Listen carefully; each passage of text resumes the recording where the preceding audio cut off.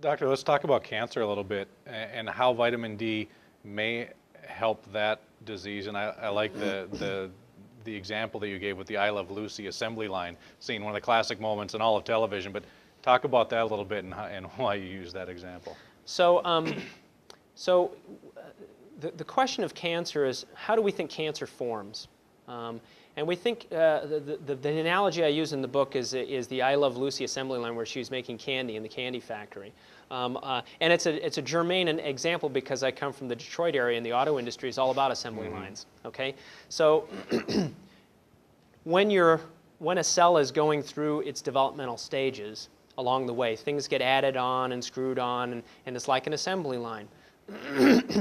But we know that sometimes things don't get put on correctly and they need to be corrected.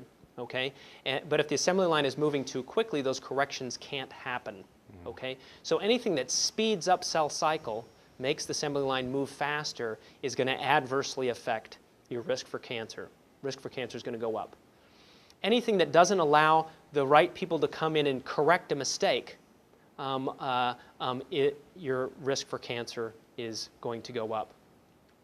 Anything that interferes with differentiation, normal differentiation of cells. Okay, so in this case, an assembly line would be, well, the person who designed the flow of the assembly line designed it wrong, and so things are not progressing normally. Okay, will increase your risk for cancer. Because what happens is when cells get put together wrong, then they also don't respond to normal control signals, and now they're out of control. Okay?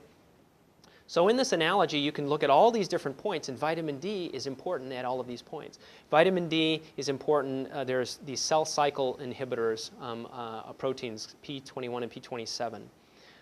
And when vitamin D is around, P27 can slow cell cycle. When vitamin D is not around, P27 is not activated and does not slow cell cycle. So cell turnover is faster in the absence of vitamin D. So the assembly line is moving faster when vitamin D isn't around.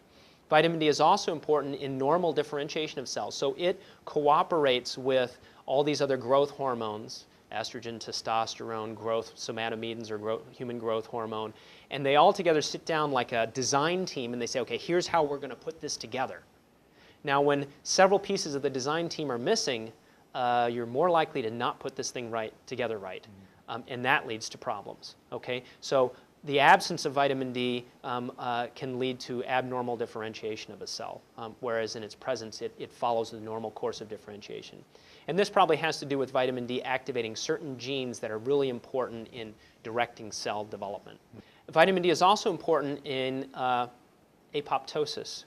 Okay, apoptosis is, now say that the car gets to the end of the line, or whatever product it is.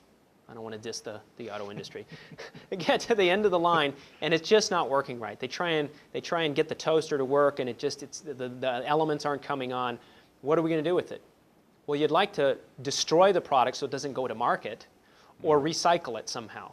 And guess what? Vitamin D is right there helping that happen too. So the term we use in biology is apoptosis, which is self-destruction. Remember a Mission Impossible where the tape would self-destruct? Okay. Well, this is vitamin D can activate that program and the tape will self-destruct, or this defective product will self-destruct, which removes it from a possibility of causing problems down the road. So these are some of the ways in which vitamin D reduces our risk for malignancy. And these things are happening at all life stages of all cells in our body. Okay? So when you think about it again, I know I've harped on the whole childhood thing, but we believe that our risk for things like breast cancer and prostate cancer begin in childhood, probably around adolescence when those tissues are undergoing development in adolescence. So all of a sudden there's lots of testosterone and estrogen, and these glands in our prostate and in our breast are developing at a rapid rate. What they've shown is that if they take vitamin D deficient rats, vitamin D deficient rat models, that their breast tissue develops completely abnormally. And there's more ductwork, the breasts are larger. All of those characteristics correlate with a higher risk for breast cancer in humans. And they're created by just making the animal vitamin D deficient during breast development. I mean, this is so you start looking at this, you go, so maybe if our kids just had more vitamin D and through early, mid-childhood and adolescence, through the cycle where they're pre-adolescent and through adolescence, maybe we drop their risk of breast cancer by half or more, or prostate cancer. So again, it's an example of where, because normal vitamin D levels are promoting normal differentiation of these prostate and breast cancer cells. They're slowing differentiation down, so it's not this out-of-hand growth and development, okay? And they're using all of these mechanisms to make sure that the prostate and the breast are right-sized and normal architecture.